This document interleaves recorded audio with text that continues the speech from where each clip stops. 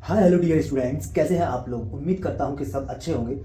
तो बच्चों, मैं आपको क्लास 10th मैथ में चैप्टर नंबर आपका 3rd है और चैप्टर का नाम है दो चर वाले रैखिक समीकरण युग्म। मतलब बच्चों, pair of linear equation in two variable. इसमें बच्चों हमारा चल रहा था क्वेश्चन नंबर 3 तक मैं आपको करा चुका हूं। क्वेश्चन नंबर 4 हमारा चल रहा है। क्वेश्चन नंबर 4 में पहला पार्ट बच्चों हम लोग देखते हैं और क्वेश्चन आपको दिखाई दे रहा होगा स्क्रीन पर कि क्वेश्चन क्या कह रहा है। ठीक है, क्वेश्चन में हमको क्या करना है कि जो हमारे पास समीकरण युग्म है, समीकरण युग्म का मतलब आप समझते हैं, बहुत अच्छे से समझते हैं कि समीकरण युग्म का क्या मतलब है। ठीक है, बहुत अच्छे से समझते हैं, बहुत अच्छे से समझते हैं कि समीकरण युग्म का क्या मतलब है। मतलब दो रैखिक समीकरण है, दो रैखिक समीकरण तो युग्म हो गया, जोड़ा हो गया। ठीक है बच्चों, तो क्या है क्वेश्चन, वो जो रैखिक समीकरण युग्म है वो क्या है, वो है बच्चों x प्लस वाई बराबर 5 और दूसरा है बच्चों 2x प्लस 2y बराबर 10। बच्चों ये है। तो बच्चों क्वेश्चन हमसे कह रहा है कि अगर ये जो रैखिक समीकरण युग्म है, ठीक है, अगर ये संगत हैं या असंगत हैं वो देख लो। और बच्चों अगर ये संगत हैं तो ग्राफीय विधि से इनके हल ज्ञात करो। और संगत और असंगत मैंने बच्चों आपको बताया था कि संगत का मतलब क्या है। संगत का मतलब क्या है? संगत का मतलब है कि हल होना, हल हो, चाहे बच्चों एक हल हो या बच्चों अनेक हल हो, या अनेक हल हो, लेकिन हल हो, लेकिन हल हो। एक हल हो का मतलब दोनों रेखाएं इस तरह से, अनेक हल हो का मतलब दोनों रेखाएं एक दूसरे के ऊपर। और एक हल होता है तो क्या मतलब होता है, a1 बटे a2 बराबर नहीं होता है b1 बटे b2 के। आगे जाने की, आगे देखने की जरूरत ही नहीं है। अनेक हल हो तो बच्चों हमारा क्या होता है, हमारा अनेक हल के लिए क्या होता है कि a1 बटे a2 बराबर b1 बटे b2 बराबर c1 बटे c2 होता है। और बच्चों असंगत के लिए क्या बताई बात, असंगत के लिए क्या कहते हैं। तो बच्चों असंगत में क्या होता है बच्चों कि कोई हल ही नहीं होता, नो हल, कोई हल ही नहीं होता। और यहां पर जो रेखाएं होती हैं दोनों वो समानांतर होती हैं इस तरीके से। ठीक है, कोई हल नहीं होता, दोनों रेखाएं एक दूसरे को कहीं नहीं छुड़ रही हैं। ठीक है, अब बच्चों यही बात हमें यहां पर बतानी है कि संगत है या असंगत है। अगर संगत है तो एक हल होगा तो ज्ञात करके दिखाओ, अगर संगत है तो अनेक हल हो सकता है तो ज्ञात करके दिखाओ, और असंगत है, ठीक है, तो हमें ज्ञात ही नहीं करना क्योंकि ज्ञात कर भी नहीं सकते। संगत है तो वो क्वेश्चन ये कह रहा है कि संगत है तो हल करो भी। ठीक है, हल ज्ञात मतलब x और y के मान भी ज्ञात करो। संगत है तो जो संगत है तो अनेक हल होते हैं तो वो भी मान ज्ञात करो। अब अनेक तो नहीं, कुछ 4-5 ज्ञात किए जा सकते हैं, वही एग्जांपल के तौर पर दिखा देते हैं ज्ञात करके। ठीक है बच्चों, दिखाए जाते हैं। अब बच्चों हमको क्या करना है, इस क्वेश्चन को सॉल्व करना है। इस क्वेश्चन को सॉल्व करने के लिए बच्चों हमें कुछ बहुत अच्छी सी चीज दिखाई दे रही है कि ये जो समीकरण है, इस समीकरण में अगर बच्चों हम इन दोनों समीकरणों को बिल्कुल एक जैसा बना दें, एक जैसा बना दें, कैसे बना दें, अगर मैं 2 का गुणा यहां पर सब जगह कर दूं, इसमें भी और इसमें भी और इसमें भी, अगर 2 का गुणा मैं सब जगह कर दूं तो बच्चों समीकरण पूरा ऐसा हो जाएगा। 2 का गुणा करने से 2 एकम 2x, 2 एकम 2y बराबर 2 5 10। तो ये समीकरण और ये है तो एक ही, दोनों तरफ 2 का गुणा करने से रहेगा तो चीज सेम। और ये समीकरण और ये समीकरण, दो समीकरण हो गए। अब ये दोनों समीकरण ही सेम हो गए। जब दोनों समीकरण ही सेम हो जाएंगे तो बच्चों a1 बट्टे a2, b1 बट्टे b2 और c1 बट्टे c2 सेम हो जाएगा। सेम हो जाएगा तो अनेक हल होंगे, सेम हो जाएगा तो अनेक हल होंगे। ठीक है, ये बात समझ गए होंगे।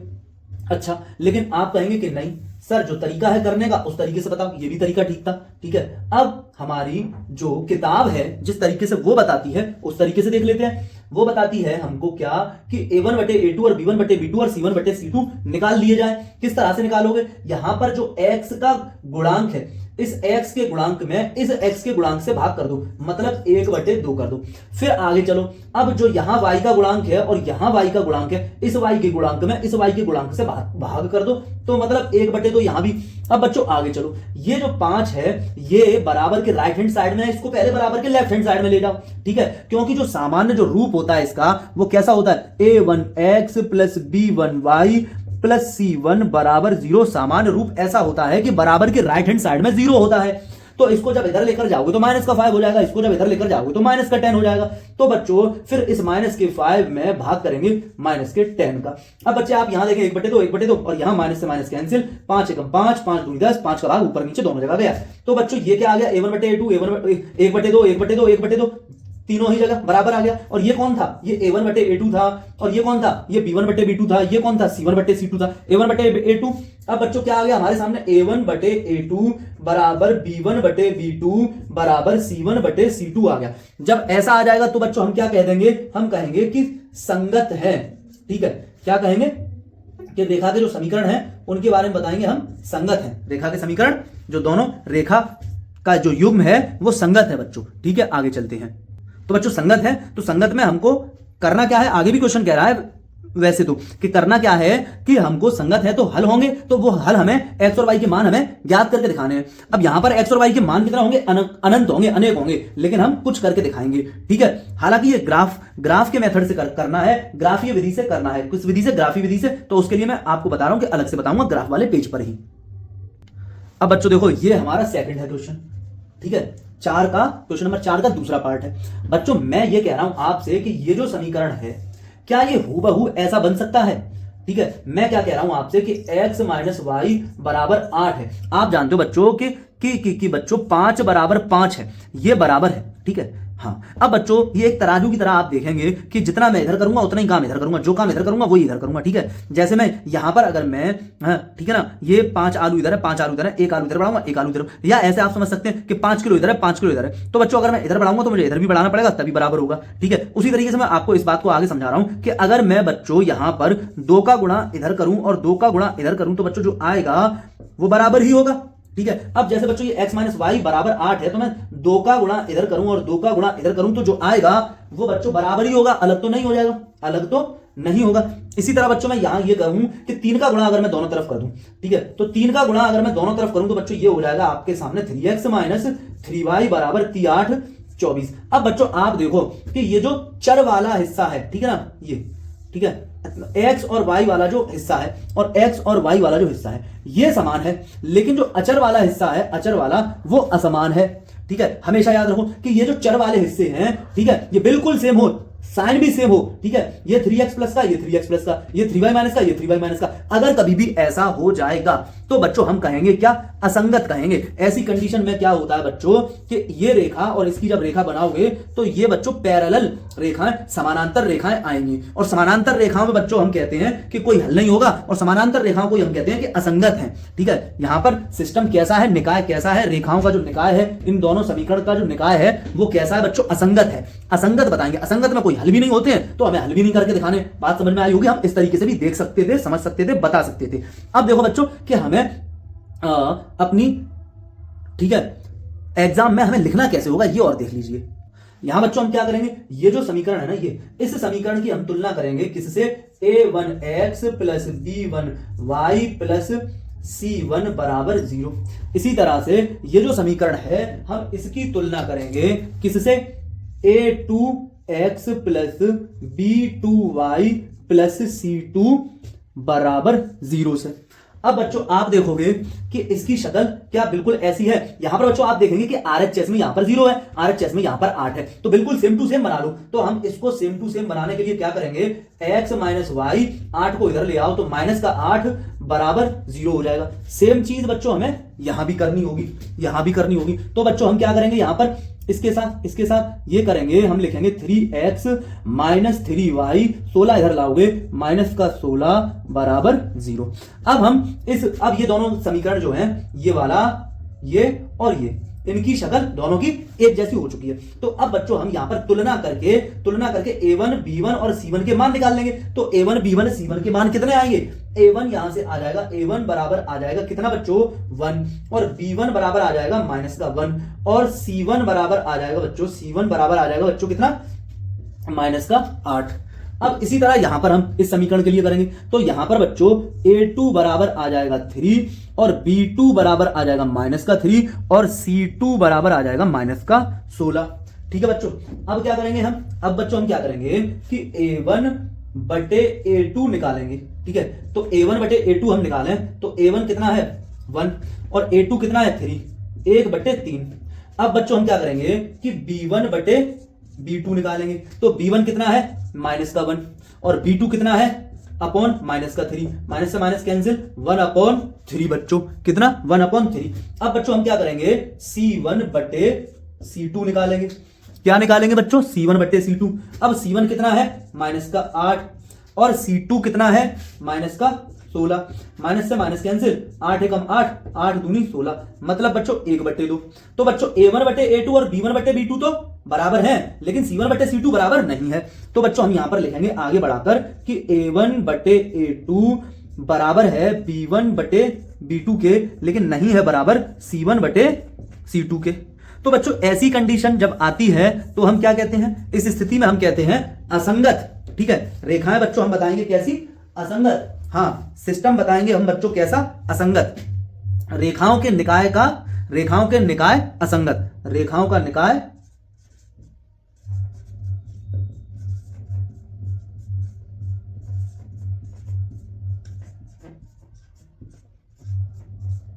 असंगत, इस तरह से बच्चों। नेक्स्ट देखते हैं, इसको आप नोट कर लीजिएगा। तो बच्चों नेक्स्ट क्वेश्चन आपके सामने है, आपको क्या करना है, इसकी तुलना करनी है बच्चों A1x plus B1y plus C1 बराबर 0 से, और इसकी तुलना करनी है A2x plus B2y plus C2 बराबर 0 से। अब अगर मैं तुलना करूंगा तो यहां पर x का गुणांक 2 है और यहां पर x के साथ x का गुणांक A1 है, तो बच्चों मैं कहूंगा कि A1 बराबर 2 हुआ, और मैं कहूंगा कि B1 बराबर 1 हुआ, यहां पर 1 है बच्चों, और फिर मैं कहूंगा कि C1 बराबर हो गया माइनस का 6। यहां तक बच्चों बात आपकी समझ में आई होगी, ठीक है ना। इसको मैं कहूंगा, इसकी तुलना करूंगा किससे, इसकी करूंगा A2x plus B2y plus C2 बराबर 0 से। तो बच्चों A2 की वैल्यू जो होगी वो हो जाएगी 4, और B2 की वैल्यू बच्चों माइनस का 2, और C2 की वैल्यू बच्चों माइनस का 4, इस तरह से। अब बच्चों जब मैं आगे बढ़कर आपको बताऊंगा, ठीक है, क्या है तरीका कि मैं A1 बटे A2 निकालूं, A1 बटे A2 निकालूं, तो बच्चों A1 2 है और A2 4 है, तो 2 एकम 2 और 2 दूनी 4, मतलब 1/2। इसी तरह से मैं B1 बटे B2 निकालूं, B1 बटे B2, तो B1 है 1 और B2 है कितना, माइनस का 2, तो ये आपका आ गया माइनस का 1/2। इसी तरह से बच्चों C1 बटे C2 जब हम निकालेंगे तो C1 का मान है माइनस के 6 बटे C2 का मान है बच्चों माइनस के 4, माइनस से माइनस कैंसिल, 2 3 और 2 2 मतलब 3/2। हमें एक बात पता है कि जब A1 बटे A2 और B1 बटे B2 ही बराबर नहीं है, तो बच्चों हम इसी से ही अपना डिसीजन, अपना निर्णय निकाल देंगे, रख देंगे। ये जब हो जाएगा फिर हमें कोई टेंशन नहीं है, एक हल संगत, ठीक है। तो हम यहां पर कहेंगे कि A1 बटे A2 बराबर नहीं है B1 बटे B2 के, आगे देखने जाने की जरूरत ही नहीं होती है, जब ये आ जाता है बराबर नहीं तब, ठीक है बच्चों। हाँ, तो अब बच्चों हम क्या कहेंगे कि एक हल मतलब संगत। तो हम बताएंगे कि जो समीकरण है, यहां पर जो समीकरणों का निकाय है, समीकरणों का निकाय बच्चों संगत है, खत्म। नेक्स्ट देखते हैं, इसको नोट कर लीजिएगा। तो बच्चों हम इसकी तुलना किससे करेंगे, इससे A1x, ठीक है। अच्छा, तुलना करने से पहले बच्चों मैं एक बात आपसे कहूं कि क्या इतना वाला हिस्सा या पूरा या इतना सेम हो सकता है, इतना हो जाए या पूरा हो जाए, कुछ भी हो जाए। चाहो तो इतना हिस्सा अगर सेम हो जाए तो इतना देख लो, अगर पूरा का पूरा सेम हो जाए तो पूरा देख लो। क्या हो सकता है, कैसे? मैं ये कह रहा हूं कि मैं इस वाले समीकरण में 2 का गुणा करूंगा दोनों ओर, ठीक है, 2 का गुणा दोनों ओर, दोनों तरफ का मतलब बच्चों बराबर के लेफ्ट हैंड साइड में भी, बराबर के राइट हैंड साइड में भी, ठीक है। तो मैं बराबर के राइट हैंड साइड में करूंगा तो हालांकि कोई फर्क नहीं पड़ेगा, 0 गुणा 2 तो 0 आएगा। अब 2 का गुणा यहां करोगे तो बच्चों ये 4x, बच्चों ये माइनस का 4y, बच्चों ये हो जाएगा माइनस का 4, ये बच्चों। अब आप देखें कि ये वाला हिस्सा तो सेम हो गया, ये और ये इतना हिस्सा सेम हो गया। जब बच्चों ऐसा हो जाता है, मतलब बच्चों हम कहते हैं कि रेखाएं कैसी हो जाएंगी, समानांतर। कैसी हो जाएंगी, समानांतर। क्योंकि बच्चों अब ये वही बात हो गई कि A1 बटे A2 बराबर हो गया B1 बटे B2 के, और बराबर नहीं कौन आया, C1 बटे C2। यही तो बात हुई। और यहां पर है ये बात, यहां पर A1 बटे A2 बराबर होता है B1 बटे B2 के, बराबर नहीं होता है C1 बटे C2, बराबर नहीं होता है C1 बटे C2, तो बच्चों हम कहते हैं असंगत। तो बच्चों ये जो होगा, ये जो समीकरण का निकाय होगा, इन दोनों समीकरण हम कहेंगे कि असंगत है। असंगत है तो हम हल भी नहीं निकाल सकते, ठीक है, और वो संगत में ही निकलवा रहा है। तो बात समझ आई होगी इस तरह से। अच्छा, इस तरह से समझ गए, इसको नोट कर लेना बच्चों पॉज करके। दूसरा तरीका जो हमारा एक और है, जो हम किताबों में देखते हैं, ठीक है, वो इस तरह से रहता है, जो हमें लिखकर भी आना इस तरह से कि हम इसका तुलना करेंगे a1x plus b1y plus c1 बराबर 0 से, और इसकी तुलना करेंगे बच्चों हम इसकी a2x plus b2y plus c2 बराबर 0 से। तो बच्चों a1 की जगह हम कहेंगे कि a1 जो है वो बराबर है 2 के, और b1 जो है b1 बराबर है -2 के, और c1 बराबर -2।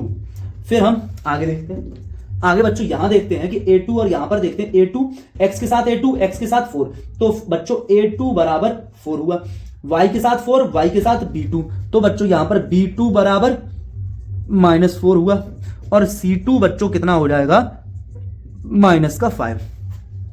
अब बच्चों हमें क्या करना है, a1 में a2 से भाग करा दो, a1 बटे a2, तो बच्चों a1 बटे a1 है 2, a2 है 4, 2 एकम 2, 2 दूनी 4, मतलब 1 बटे 2। अब बच्चों हम b1 बटे b2 करेंगे, तो b1 है बच्चों -2 और b2 है बच्चों -4, माइनस से माइनस कैंसिल, 2 1 2, 2 2 4, मतलब ये भी 1/2। अब बच्चों c1/c2 बराबर -2/-5, माइनस से माइनस कैंसिल, 2/5 ये आया। अब आपने देखा होगा, आपको दिख रहा है कि कौन कौन बराबर आए, ये और ये बराबर आया, मतलब बच्चों a1 बटे a2 बराबर आ गया b1 बटे b2 के। ये बराबर नहीं है, तो बराबर नहीं है कौन, c1 बटे c2, तो हम बच्चों कहेंगे कि असंगत, हम बताएंगे असंगत है, रेखा युग्म असंगत बच्चों, ठीक है, ओके, इसको नोट कर लीजिएगा।